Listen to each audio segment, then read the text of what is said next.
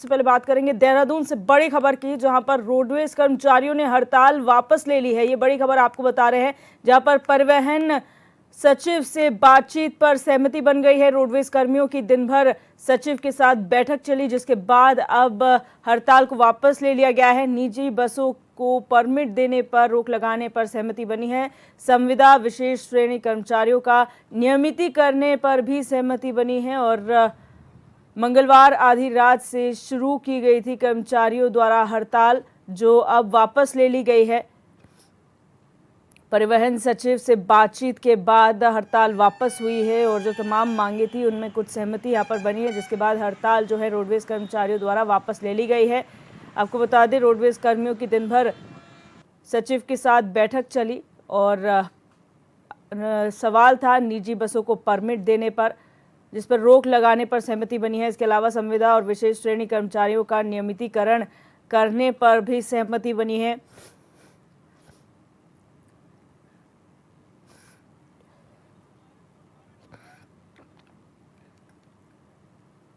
और हमारे संवाददाता अरुण सैनी हमारे साथ लाइव जुड़ चुके हैं ज्यादा जानकारी के लिए। अरुण, यहाँ पर जिस तरीके से हड़ताल रोडवेज कर्मचारियों द्वारा शुरू की गई थी, क्या वो मुद्दे थे जिन्हें लेकर शुरू की गई थी और अब क्या सहमति बनी है? जी दिव्या, रोडवेज बसों के जो कर्मचारी हैं उनके द्वारा हड़ताल का निर्णय लिया गया था और 22 तारीख से आधी रात वो हड़ताल पर जो है वो जाने गए भी और इसके बाद दोपहर तक जो है इसका हड़ताल का असर देखने को भी मिला। करीब 70% बसों का संचालन पर जो है व्यवस्था नहीं बन पाई और इस तरीके से बसों का संचालन को लेकर कई तरीके की मुश्किलें भी आई और कई तरीके की परेशानियाँ जो लोग बाग जो जाते हैं उन्हें काफ़ी दिक्कतों का सामना भी हुआ। लेकिन ऐसे में परिवहन सचिव के साथ निगम की बैठक हुई और जो बैठक में जिस तरीके से जो कर्मचारी हैं रोडवेज बस कर्मचारी, उनके द्वारा जो हड़ताल की मांगे थी वो ये थी कि जो रोडवेज बसों के जहां पर चलती है उन रूट पर निजी बसों को परमिट ना दिया जाए, क्योंकि निजी बसों को भी परमिट जो है दिया जा रहा था, तो ऐसे में रोडवेज बसों के भी प्रभावित हो रही थी। इसी के साथ साथ नियमितीकरण, जो संविदा पर कर्मचारी हैं, जो विशेष श्रेणी के चालक हैं, परिचालक हैं, कंडक्टर हैं, तो इस तरीके से कई जो तकनीकी कर्मचारी हैं, तो इस तरीके से जो संविदा पर हैं उनके नियमितीकरण को लेकर भी मांग थी कि उन्हें नियमितीकरण उनका किया जाए। तो ऐसे में जब बैठक हुई और काफ़ी देर तक ये बैठक चली और बैठक में हालांकि बैठक सफल रही और जो कर्मचारी हैं परिवहन निगम के जो बोर्ड है उसके द्वारा जो है सहमति हो गई और जो बैठक भी सफल रही और इसके बाद हड़ताल को वापस ले लिया गया। तो ऐसे में अब परमिट देने को लेकर फिलहाल बात बन गई चुकी है। अभी निजी बसों को परमिट नहीं दिया जाएगा, रोडवेज जो रूट रहेंगे और ऐसे में क्योंकि नियमितीकरण को लेकर भी एक रिपोर्ट तैयार की जाएगी जो कि शासन को भेजी जाएगी और उसके बाद उस पर आगे का फैसला लिया जाएगा।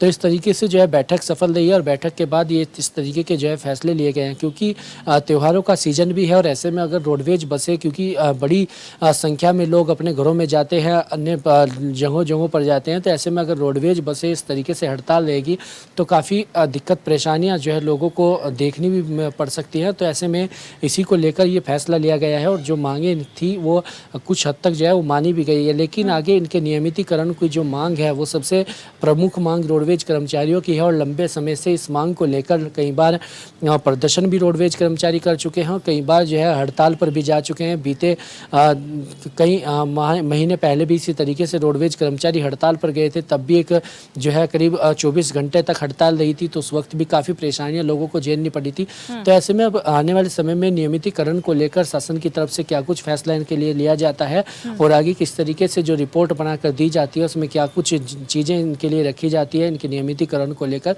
वो भी आने वाले समय में देखने वाली बात होगी। बिल्कुल अरुण, और इससे पहले भी कई मांगे रखी जा चुकी हैं। ऐसे में आश्वासन दिया जाता है अगर प्राइवेट बसों के संचालन और उन्हें परमिट देने की बात है उस पर जरूर रोक लगी है, लेकिन जो नियमितीकरण की बात की जा रही है, क्या कोई डेडलाइन यहाँ पर दी गई है कर्मचारियों की तरफ से कि इतने तक आप हमारा नियमितीकरण कर देंगे तो ठीक है, वरना हम दोबारा धरना करेंगे? जी दिव्या, देखिए अभी उन्हें आश्वासन दिया गया है और अभी कर्मचारियों की तरफ से ऐसी कोई डिमांड नहीं रखी गई है। हालांकि अभी त्योहारों के बाद इस तरीके से हो सकता है कि रोडवेज कर्मचारी कोई फैसला ले, लेकिन अभी उन परिवहन सचिव के द्वारा कहा गया है कि रिपोर्ट तैयार की जाएगी और नियमितीकरण को लेकर शासन को रिपोर्ट भेजी जाएगी और उसके बारे में भी उन्हें आश्वासन दिया गया है कि जरूर इसको लेकर भी कुछ ना कुछ अच्छा फैसला रोडवेज कर्मचारियों के हित में आएगा। तो ऐसे में अब इसके बाद रोडवेज कर्मचारी कब तक इस आश्वासन को देखते हैं और कब तक इनकी मांगों को पूरा होता है, वो तो देखा आगे वाले समय में देखने वाली बात होगी। और आने वाले समय में किस तरीके से जो डेडलाइन क्या देते हैं रोडवेज कर्मचारी, या आगे किस तरीके से मांग रहती है, या आगे क्या कुछ प्रदर्शन करते हैं, ये भी आने वाले समय में देखने वाली बात होगी। लेकिन ऐसे में नियमितीकरण को लेकर जो शासन को रिपोर्ट भेजी जाएगी, रिपोर्ट तैयार की जाएगी, उसमें क्या कुछ रखा जाता है, ये भी देखने वाली बात होगी। जी, बहुत शुक्रिया जानकारी के लिए। बढ़ते आगे रुक करेंगे लखनऊ से बड़ी खबर का, जहां सीएम योगी का मिशन रोजगार लगातार जारी है। मुख्यमंत्री योगी आदित्यनाथ आज नियुक्ति पत्र वितरित करेंगे। 1526 ग्राम पंचायत अधिकारियों को नियुक्ति पत्र वितरित करेंगे मुख्यमंत्री, और 360 ग्राम विकास अधिकारी समाज कल्याण को पत्र देंगे और 64 समाज कल्याण पर्यवेक्षकों को नियुक्ति पत्र दिया जाएगा। लोक भवन सभागार में यह कार्यक्रम आयोजित होगा। ये बड़ी खबर आपको बता रहे हैं, जहां पर रोजगार सृजन लगातार जारी है और इसी के तहत लोक भवन में आज एक महत्वपूर्ण कार्यक्रम आयोजित किया जाएगा। नियुक्ति पत्र वितरण कार्यक्रम ये है और आपको बता दें कि यहाँ पर मुख्यमंत्री योगी आदित्यनाथ का मिशन रोजगार लगातार चल रहा है और इसी के तहत आज नियुक्ति पत्र वितरण कार्यक्रम का आयोजन लोक भवन में किया जाएगा। लखनऊ से बड़ी खबर आपको बता रहे हैं, जहां पर मुख्यमंत्री योगी आदित्यनाथ द्वारा नियुक्ति पत्र वितरित किए जाएंगे। 1526 ग्राम पंचायत अधिकारी हैं जिन्हें नियुक्ति पत्र बांटे जाएंगे। वहीं 360 ग्राम विकास अधिकारी समाज कल्याण को पत्र सौंपेंगे। 64 समाज कल्याण पर्यवेक्षक हैं जिन्हें नियुक्ति पत्र वितरित किया जाएगा।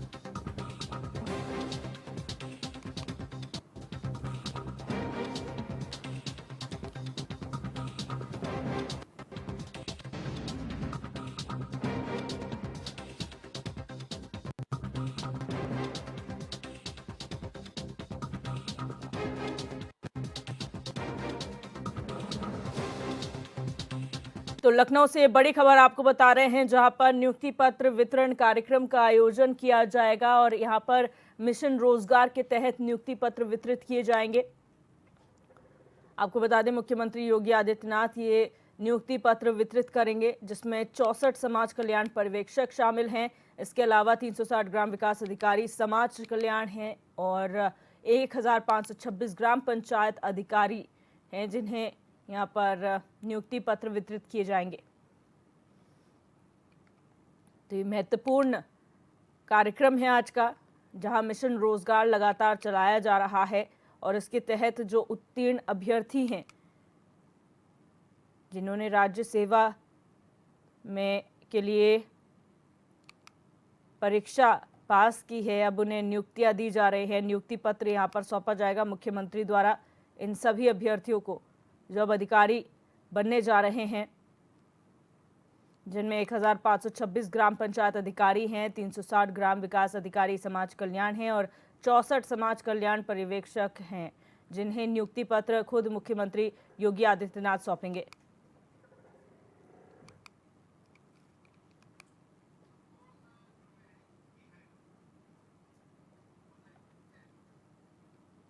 और संतोष श्रीवास्तव हमारे यूपी हेड हमारे साथ फोन लाइन पर जुड़ चुके हैं। संतोष, जानकारी चाहेंगे जिस तरह से यहाँ पर लगातार मिशन रोजगार उत्तर प्रदेश में चलाया जा रहा है, आज का क्या कार्यक्रम है?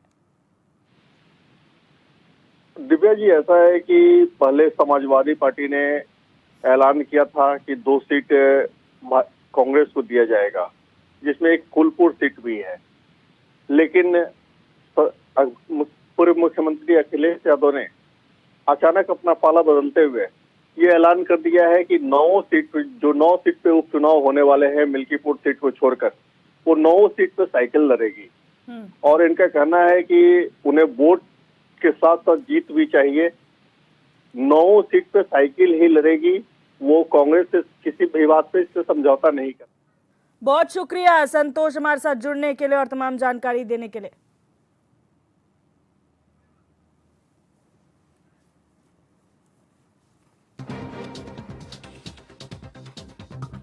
उपचुनाव को लेकर अखिलेश यादव का बड़ा ऐलान, ये बड़ी खबर आपको बता रहे हैं। सभी 9 सीटों पर समाजवादी पार्टी उतारेगी अपनी प्रत्याशी, साइकिल निशान पर लड़ेंगे गठबंधन के भी उम्मीदवार।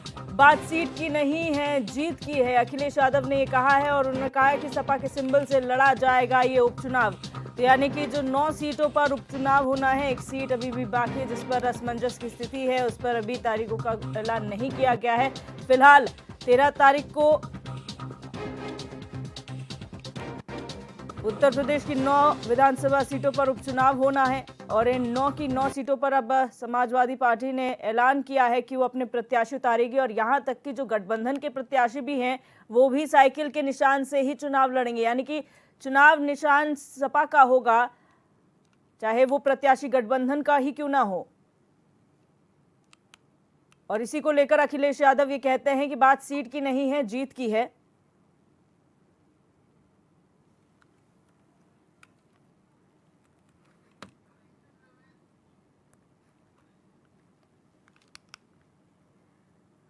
और हमारे यूपी हेड संतोष श्रीवास्तव हमारे साथ फोन लाइन पर बने हुए हैं। संतोष, यहाँ पर लगातार उपचुनाव की तैयारियां जारी हैं, आखिर क्या वजह है कि गठबंधन के साथ सीट शेयरिंग नहीं बल्कि यहाँ पर सिंबल शेयर किया जा रहा है, यानी कि गठबंधन का प्रत्याशी होगा लेकिन सिंबल होगा सपा का, ऐसा क्यों? दिव्या, ऐसा है कि मतलब ये कांग्रेस की एक मांग थी फूलपुर सीट से, और फूलपुर सीट पे अखिलेश राजी नहीं हुए, इस वजह से ये मामला बिगड़ गया है। और अखिलेश यादव ने खुला ऐलान कर दिया है कि 9 सीट पे साइकिल ही लड़ेगी। ये केवल फूलपुर सीट को लेकर ही ऐसा हुआ है। अच्छा, यहाँ पर जो कहा जा रहा है कि गठबंधन का प्रत्याशी भी सपा के सिंबल पर लड़ेगा, यानी कि साइकिल का निशान होगा, तो क्या गठबंधन प्रत्याशी इसके लिए तैयार है या फिर गठबंधन पार्टियां तैयार हैं ऐसे के लिए? दिव्या, गठबंधन पार्टी तैयार है, गठबंधन पार्टी सपा का समर्थन कर रही है, लेकिन चुनाव चिन्ह साइकिल ही रहेगा, उम्मीदवार साइकिल के ही रहेंगे। तो अगर जीत हासिल होगी तो वो कहीं ना कहीं सपा की पाले में जाती हुई नजर आएगी। बिल्कुल बिल्कुल बिल्कुल। तो कहीं ना कहीं अपनी सीटें जो बढ़ाने की कोशिश है, यहाँ पर एकता तो दिखाई जा रही है लेकिन असमंजस की स्थिति बरकरार करी गई है। बहुत शुक्रिया संतोष हमारे साथ जुड़ने के लिए और तमाम जानकारी साझा करने के लिए। दिव्या, ऐसा है कि इसमें जो है जी, अखिलेश यादव अपना वर्चस्व चाहते हैं, उत्तर प्रदेश में चाहते हैं कि उनकी जितनी से ज्यादा सीटें हों वो अखिलेश यादव। जी जी, बहुत शुक्रिया हमारे साथ जुड़ने के लिए। और अब बात करेंगे बुलंदशहर से बड़ी खबर की, जहां भू माफिया सुधीर गोयल की संपत्ति को कुर्क कर लिया गया है। ये बड़ी खबर आपको बता रहे हैं बुलंदशहर से, जहां पर सुधीर गोयल जो भू माफिया है उसकी संपत्ति को कुर्क कर लिया गया है। 5 करोड़ 13 लाख की संपत्ति है जो कुर्क की गई है।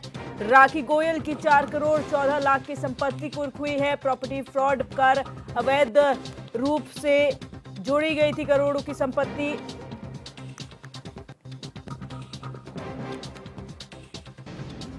और दोनों को पुलिस पहले भी जेल भेज चुकी है।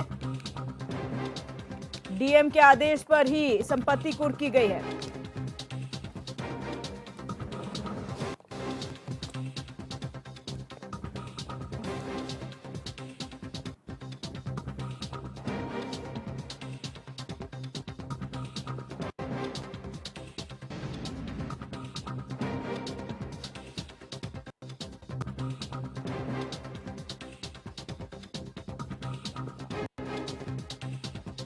भूमाफिया सुधीर गोयल की संपत्ति को कुर्क कर लिया गया है यहाँ पर, और 5 करोड़ 13 लाख की संपत्ति है जिसकी कुर्की की गई है पुलिस द्वारा। पुलिस प्रशासन ने कार्रवाई की है। राखी गोयल की 4 करोड़ 14 लाख की संपत्ति कुर्क हुई है।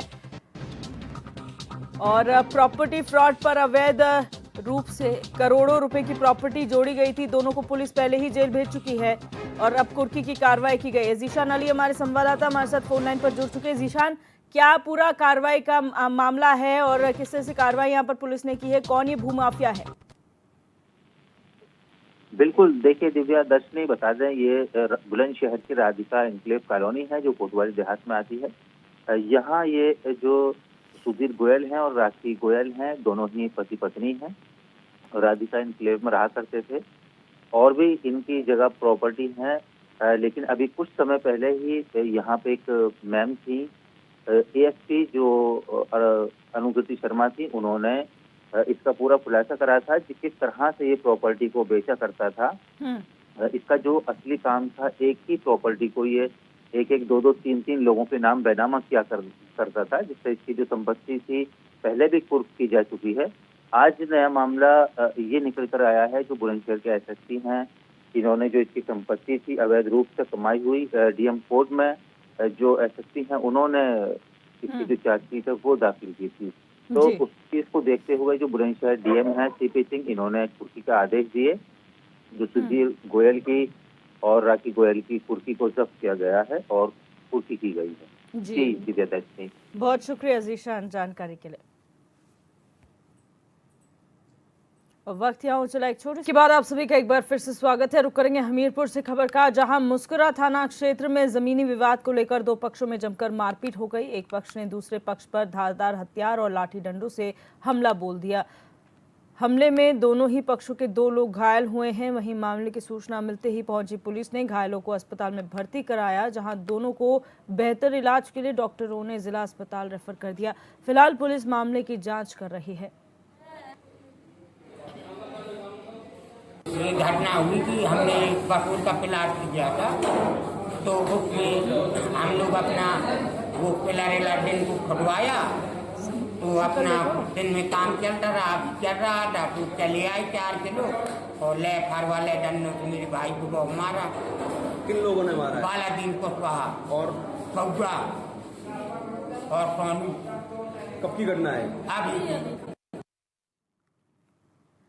मेरठ के गेझा गांव में पुलिस को बड़ी सफलता हाथ लगी है, जहां पुलिस ने नकली और मिलावटी डीजल बनाने वाली फैक्ट्री का भांडाफोड़ करते हुए मालिक समेत 6 लोगों को गिरफ्तार किया है। पुलिस का कहना है कि ये खेल एचपीसीएल डिपो के कर्मचारियों की मिलीभगत से चल रहा था। छापेमारी के दौरान टीम ने टैंकर में 30,000 लीटर मिलावटी डीजल बरामद कर आगे की कार्रवाई शुरू कर दी है।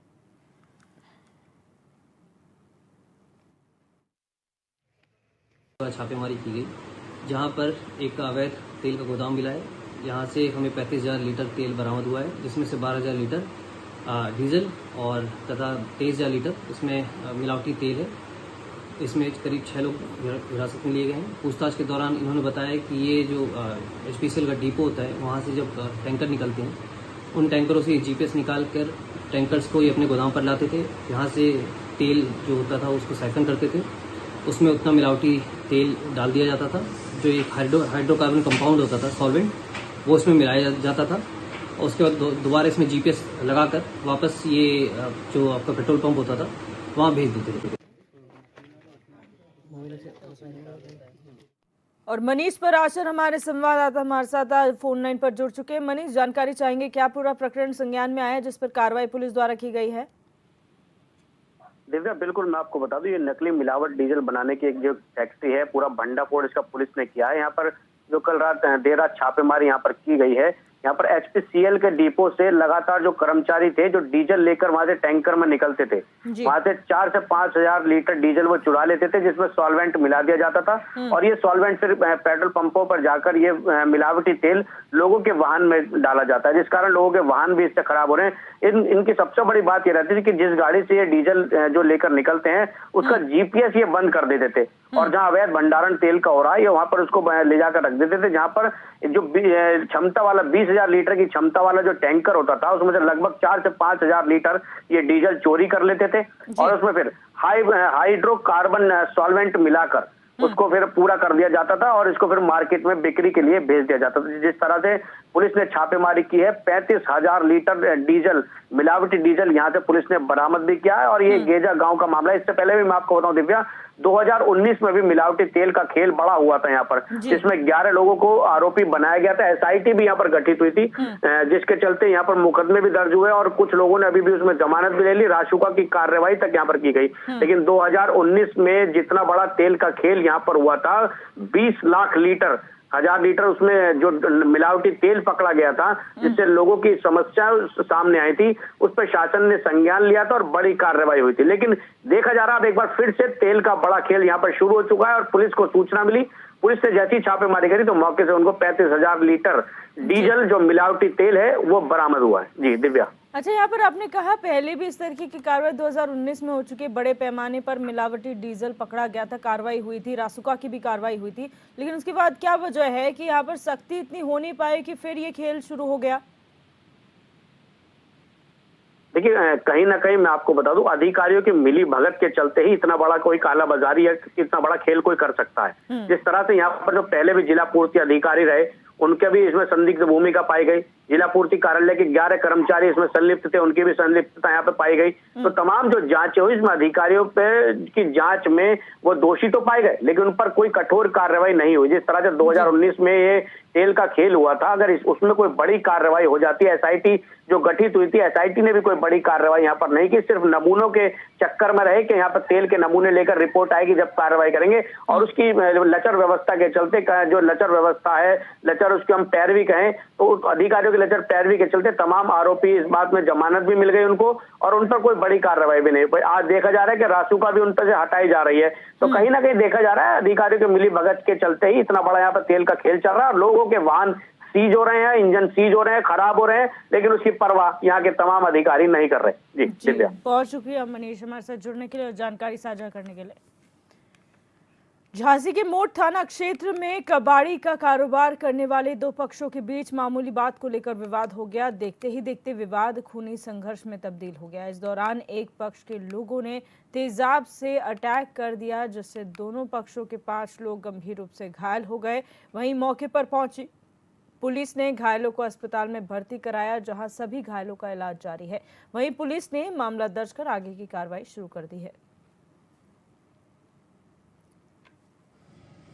कि स्क्रैप की दुकान है हमारे छोटे भाई की, तो उसकी हम शिकायत पहले भी पुलिस को कर चुके हैं कि ये रास्ता बार बार जाम कर देते हैं, हमें व्यापार करने में तकलीफ हो रही है। पुलिस तो आई नहीं देखने अब तक। आज बैक कर रहा था गाड़ी तो ड्राइवर को गाली गलौज करने लगे। लड़ने के ही प्लान में थे, पहले से ही 2 बोतल तेजाब की भर के बैठे थे, और जैसे ही हम लोग नज़दीक गए वैसे ही सीधा तेजाब का अटैक कर दिया हमारे पर। और छिड़कते ही रहे, ऐसे बार बार छिड़कते रहे, पूरा चेहरा जला दिया। एक का नाम है राम कुमार पांडे, एक का नाम है राजकुमार पांडे, और एक नौकर इनका था जो बोतल ले आके जिसने दी। जो है हम और हमारे बड़े भाई श्री राम कुमार पांडे जी दुकान पे बैठे थे। उसी बात के पीछे ये लोग एकजुट होकर 5-7 लोग आए, विवाद की स्थिति बनाने लगे। साथ में जो है सब्बल लिए थे, एसिड डाल दिया और सब्बलों से मारा पीटा है। तो आपने शिकायत की पुलिस से? जी, अभी पुलिस प्रारंभिक रिपोर्ट हेतु जो है जांच हेतु मेडिकल सामुदायिक स्वास्थ्य केंद्र में। कितने लोग घायल हैं आप लोग? हम 2 लोग। किस बात को लेकर विवाद हो गया था? आए दिन जो है वो विवाद की स्थिति बनाते रहते हैं। पूर्व में एक मुकेश कांस्टेबल थे जिससे इनका विवाद हो गया था, मैंने इनके विरोध में एविडेंस दिया था, उस वजह से आए दिन लड़ाई की स्थिति बनाए रहता था। और धीरेन्द्र रायकवार हमारे संवाददाता हमारे साथ फोन लाइन पर जुड़ चुके हैं। धीरेन्द्र, जानकारी चाहेंगे, क्या पूरा प्रकरण सामने आया है? बिल्कुल दिव्या जी, बता दूं ये मौट कोतवाली इलाके का जो डाकखाने के पास का ये पूरा मामला है, जहां ये दोनों ही पक्ष ने एक दूसरे पर गंभीर आरोप लगाए हैं। हालांकि दोनों ही पक्षों के आरोप है कि मारपीट करते हुए ये एक दूसरे पर तेजाब डाला है। ये दोनों पक्ष एक दूसरे पर आरोप लगा रहा है, लेकिन अब तक स्पष्ट नहीं हो पाया है तेजाब किसने डाला है, मारपीट के कैसे शुरुआत हुई। हालांकि मौके पर पहुंची पुलिस ने कुल इस घटना में 5 लोग जो घायल हुए थे उन्हें नजदीकी अस्पताल में मोट ट्रामा में भर्ती कराया, जहां से उपचार के बाद झांसी रेफर कर दिया है, जहां इलाज चल रहा है। तो हालांकि पुलिस आसपास के सीसीटीवी फुटेज खंगालने में जुटी है, मामले का की जांच हो सके, जिससे स्पष्ट हो सके आखिर आरोपी कौन है। हालांकि एक पक्ष ने आरोप लगाया है कि एक जो कांस्टेबल है उसके साथ कुछ झगड़ा हुआ था, जो पीछे वाले अन्य लोग हैं, दूसरे पक्ष के लोग हैं, जिसकी वजह से ये लोग रंजिश रखते हैं, उसी को लेकर इन लोगों ने झगड़ा किया है और उनके ऊपर तेजाब डाला है। वहीं दूसरे पक्ष का कहना है कि आए दिन ये लोग झगड़े के लिए आमादा रहते हैं, गाड़ी निकलने को लेकर, रास्ता निकलने को लेकर पूरा मामला बताया जा रहा है। लेकिन फिलहाल स्पष्ट नहीं हुआ है कि आज आखिर मामला ये इतना बिगड़ा क्यों। हालांकि पुलिस ने दोनों पक्षों की तहरीर के आधार पर मामले की जाँच में जुटी है। जी, बहुत शुक्रिया धीरेन्द्र जानकारी साझा करने के लिए। और इस बुलेटिन में मेरे साथ बस इतना ही। आप देखते रहिए HNN 24/7, जुनून सच दिखाने का।